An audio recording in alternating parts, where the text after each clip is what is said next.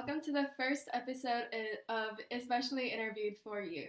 For our first episode, we have our percussionist, Kyle. Please introduce yourself. Hi, I'm Kyle Graham. Currently studying at the University of Maryland as a freshman this year.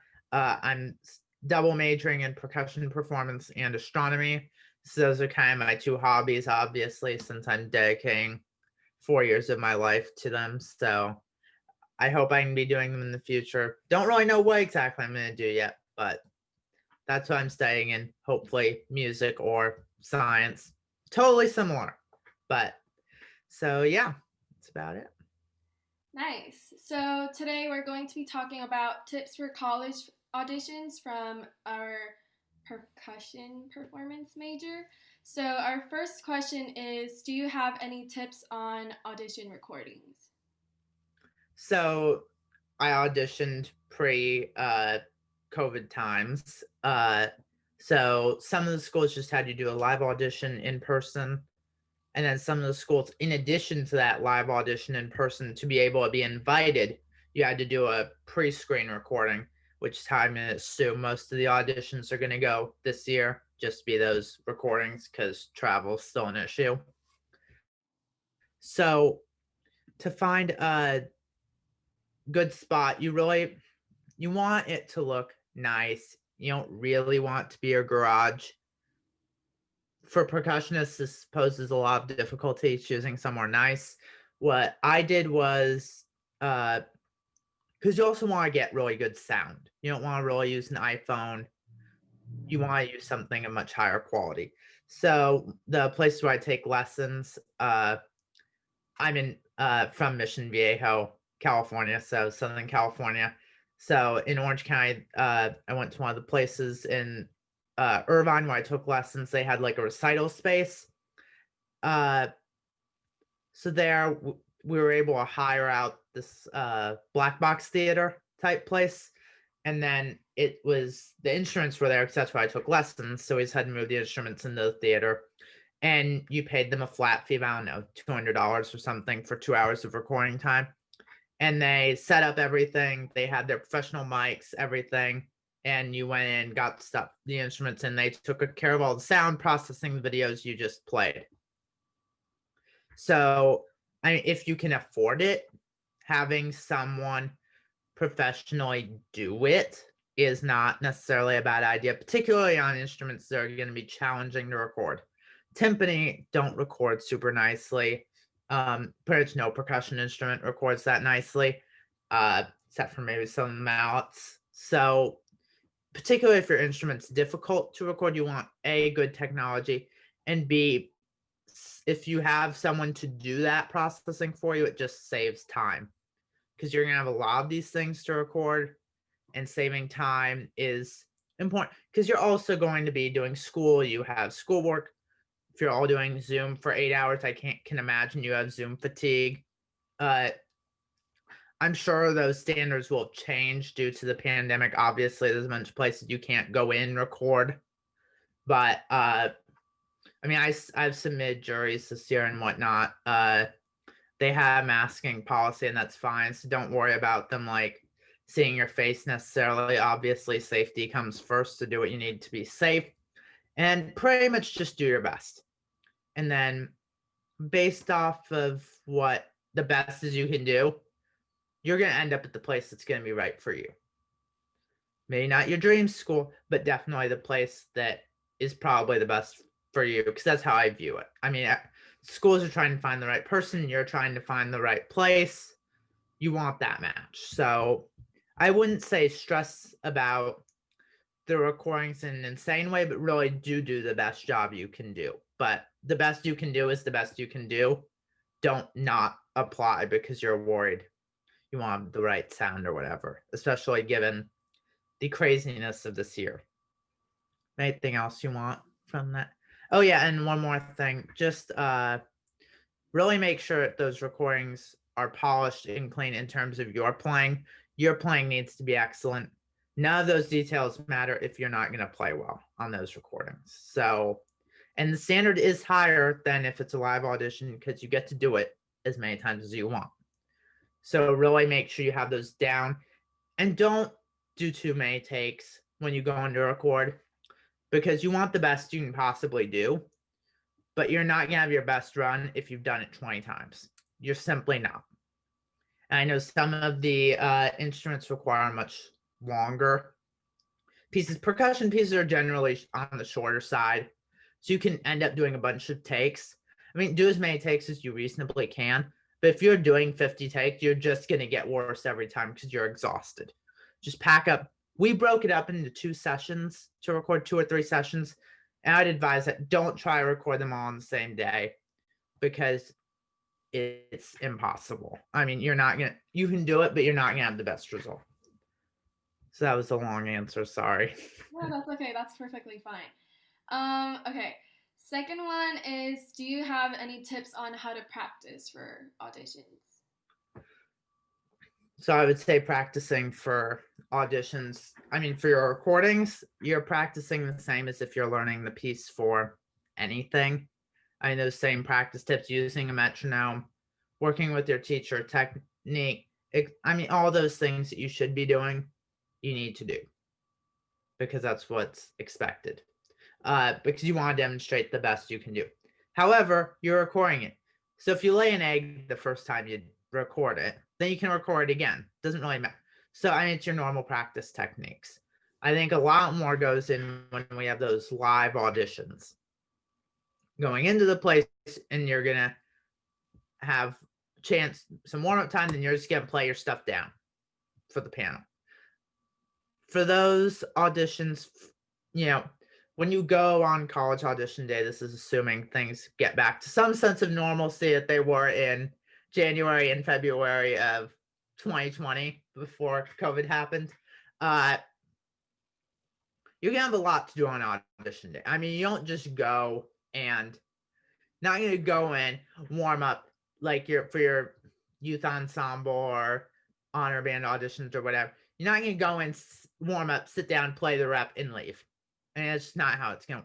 First, you're traveling to wherever the school is. If it's across the country, you're going to that. So you have all this travel. Then you have, when you get to school, they're going to give you an information session, a welcome session. There might be an interview. There might be, there'll for sure be a tour of some sort, most likely either a campus tour or whatever tour, the music school campus, etc. Information sessions. You may have written theory tests to complete before you get there or on the day of. Maybe even performances, concerts you're attending. And then sometime during that day, your audition will be crammed in. You'll have time to warm up, but you're going to warm up an audition amongst doing all this other stuff. So it's important to really know your repertoire well. If it's stuff you should have memorized, if the standard is for that type of repertoire you're playing and it's memorized, that's not a bad idea. If you're to read it, do whatever is expected for your instrument, because I don't know all the other instruments. If you're unsure, leave the music up. I found reading doesn't hurt you, and it can provide that sense of comfort, even if you do have the piece memorized. Having it there just on stand in the corner, that way if you get halfway through a piece and you totally forget what you're doing, you have total memory blank, which can happen no matter how well you know the piece, especially assuming you're all high school students. I mean, you're not professionals. You can't expect to necessarily remember everything perfectly every single time, because you haven't played that long. You're not a soloist that's gone through a doctoral program. And that's not bad, because that's not where you should be. So having that safety net isn't a bad idea. And just go in and relax and play. Do your best. Not every audition is going to be perfect. I was auditioning at CIM. It was my last audition, and I was playing. Everything was great. Played great, everything. Except for one of my marimba solos. I totally forgot, totally forgot it. Like, through the first, phrase. So, you have to be able, when that happens, because it could happen, where you just don't play well. Totally forget. You have to be able to pick up and move on, because, that was my last audition, but that had in any of the other auditions, which I didn't play everything. There was always a piece you're disappointed at one of the auditions because you know you could have played something better. You can't let that trip you up because you have another audition next weekend. Or you could have another audition that same weekend in a different city, and you need to get there and be focused and not worried about. So really being able to move on is really important. And I'd just say for auditions, and this goes back to recordings, whatever, really do your research on the requirements and learn the least amount of rep possible. You do not want to be learning extra rep because you're already going to have enough. Do not do anything extra. Make a table of every school and their requirements. Figure out how you can learn the least amount of things. I mean, if there's one piece that you obviously struggle with a ton and does not show your strengths that you're required to play for somewhere, fine. Don't use that for the rest of the auditions where you aren't required to do that. But if you can really minimize the amount of pieces you're doing, that's important because that leaves you less rep to learn, more time to focus on those fewer pieces to really nail them. Okay.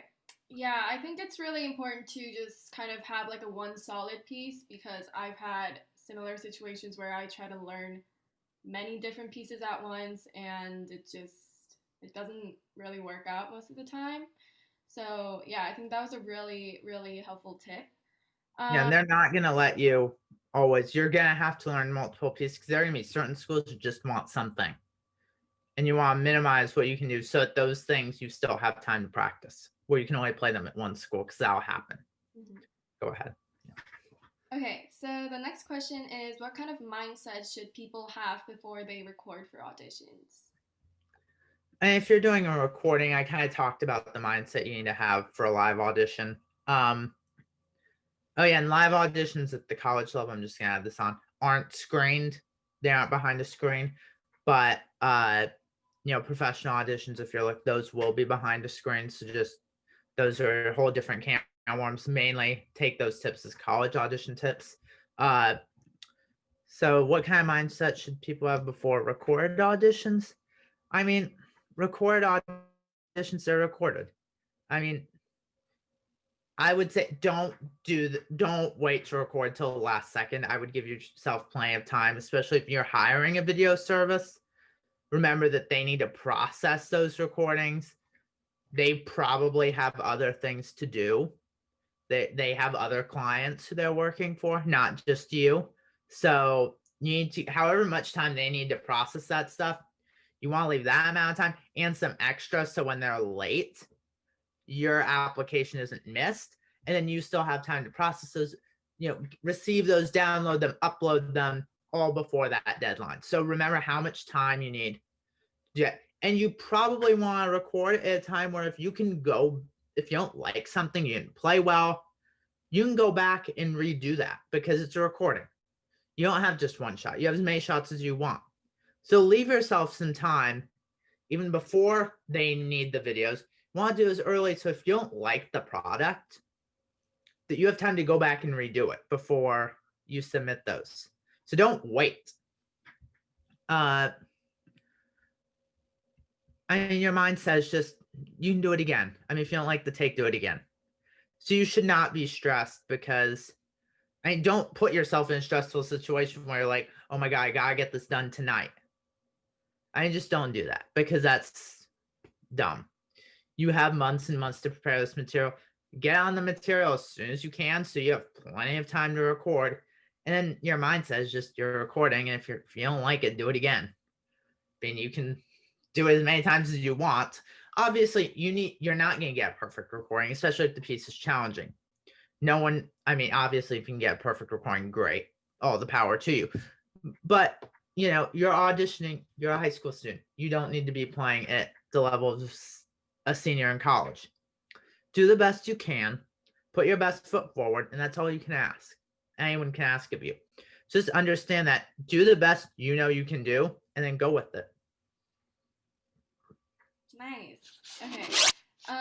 The next question is, how is this pandemic affecting you as a performance major student? So do you have any limits to like using the practice rooms or anything like that?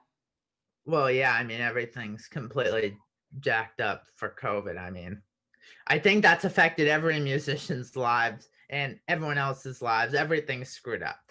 Uh, Practice room. I know at the University of Maryland, we're limited to like 2 hours a day, which is fine. If you really want to make use of that time, I find for me, above 2 hours straight in a room, you're not getting the best results after that. I mean, I think it's been a good lesson in that, I've always been busy. Time management's been important, but I think it's really serves the lesson. You don't need to be practicing 8 hours a day. In fact, I don't believe that does anything good for you. I mean, unless it's some extreme circumstance where you have to get this down like tonight. I just don't think that's effective. Your brain cannot handle 8 hours straight of playing. No, that's not in any way effective, particularly when you're just working. It's not like you're an ensemble setting where, if you're in an orchestral setting for a 4 hour rehearsal, A, you're going to have a break, probably, and B, you're not actively focused the entire time. Especially, percussion. Oh, I'm sitting out of movement because I'm tacit in that movement. You're not actively engaged. So, yeah, you have those, but when you're practicing in the room by yourself, you are solely engaged. So, 2 hours is playing, and then I make time of practice pad work, things that I can do that you don't need to be in the room for. Take advantage of those, especially if you're really limited on practice space. Whatever your instrument is, make the best. Do something at home, whatever. Do the best you can with what you have, so that when you get into the room, you're really being efficient and not wasting that valuable time. And then, I mean, for classes, you have all the Zoom stuff, which we all love. Zoom school, Zoom university, Zoom whatever. I mean, obviously, so we did a hybrid model at Maryland where probably like a month and a half, we were in person for lessons and ensembles. Albeit the large ensembles, they had to break into smaller groups, but we were still playing together. So that was really good. I mean, Zoom ensembles is what it is. I mean, I think everyone, my university, did the best they could, but what can you do with hi, we want to play music over the internet? I mean, that doesn't really work. The last time I checked. The lessons were more effective, particularly if you have they provide us, do I have them here? No, I don't have it here with me. Little video camcorder with a nice mic on it that we were able to use for lessons. So that was really helpful in the studio recital, being able to get good sound. Yeah, I wouldn't say it's anything typical. I mean, I think they did the best given the circumstances. But yeah, it's a bad time being in college for anyone. So yeah, I mean, I was really glad we got in-person ensembles for a while and lessons, because it's simply just stuff you can't do over the internet. So yeah, I mean, it's greatly affected everything. I'm glad I was able to be here, because I know law students, or be on campus, because I know law students didn't get to go to campus. I was living on campus in a new city. Washington, D.C. is not like LA. I love DC. But yeah, I mean, it is what it is. So it's important. Just make the best of it through this time. So the better prepared you are and the more you can make out of it, just the further ahead of your colleagues you're going to be. The end. So don't go crazy, but you want to make the best of the opportunities you have available. And yeah, it sucks. Not much we can do about it. So Yeah. Well, I also think like Zoom schools and all of that, it really sucks. I mean, you have to kind of sit down and stare at a monitor for like a long time.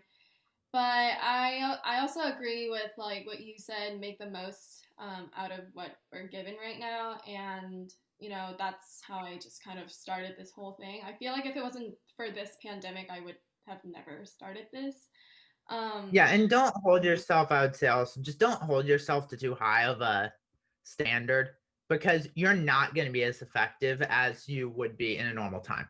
I mean, even though there's a lot of stress that you probably don't even realize are in the back of your mind, particularly I know it's for like college students, you're always living in fear of, my God, are they going to shut down the campus? I'm 30,000 miles to 2,600 miles away from home. Yada, yada, all, and here you have all these current health orders, restrictions on life, things you can't do to keep people safe, whatever. Yep, all those things are subconsciously very mentally draining, stressful. So you don't focus as well staring through a screen. I mean, it's just not how humans are built. So you want to make the best of it and the most you can. Don't hold yourself to an unreasonable standard, because you're not going to be unless you're some super genius who loves to stay home and loves the computer, you're not going to be as effective as you would be in a normal setting. So just understand that, make the best of it, but don't hold yourself to a standard you can't achieve during this time. Nice. So the very last question is, do you have anything to say to the students who are deciding if they should major in instrumental performance? I mean, I would say, I think particularly for music, it's pretty clear if you like it or not. I mean, if you want to do it, go for it. Am I gonna say it's easy? No. Is it fun? Yes, because I love music. If you don't love music, you're gonna want to shoot yourself during music theory. You're not gonna like it. You're not gonna like piano proficiency. I mean, there's always things that we do as musicians that suck even to musicians, and are gonna super suck if you don't like music. So, I mean, obviously, if you don't love it, don't do it. But if you love it, go for it. Find place, do what you love. I would say that for anything, no matter what you're interested in. Do what you love. I mean, is music a nice, easy career with a big paycheck all the time? That's a guaranteed slam dunk, you're going to be rich? No. I mean, it's just not that. But if you love it, you're going to do you. And the happier you are, the more successful you're going to be. You're going to be more motivated. You're just going to be happier. And, money isn't all of happiness. If you love it, do it because it's fun. I love it. I'm doing it. You can double major if you want. That's cool. Do whatever. I mean, if a performance major, I would say more so geared towards if you love performing or you want to play. Whether that's recording, being a studio musician, playing Broadway shows, performing solo concerts. I mean, there's tons of different types of performance, freelancing. But I would say, again, music ed degree if you want to be a band director. So within music, remember whether you want a performance degree, a music ed degree, arts management degree, because all those things have different things, different skills. You're going to be held different expectations. They have, music ed majors, they need to learn all the instruments at some fundamental level. You're less focused on your primary instrument. It's all those things. So just do what you love, but also not all music degrees, they all have different specialties for a reason. Mm-hmm. So you would say the main reason why you chose percussion, like performance major, is because you just simply enjoyed it? Yeah, well, and I enjoy playing, so yeah, that's why I want. Same with my astronomy major. I enjoy astronomy, so I double majored in the two things I enjoy. I could not be a middle school or high school band director because I'm not patient enough. I don't want to teach people who aren't interested. Those are things that I know about me. I'm like, oh, I don't want to be a music ed major. I want to be a music performance major. There are other people who are like, I want job security. I like teaching kids. I love, all that. Then yeah, so do what you love, know yourself, and know what type of thing you want to do. Okay, I think that was a very helpful tip, and overall, the interview was just really informational today. So, thank you so much, Kyle, for being with us tonight, and we hope to talk to you soon.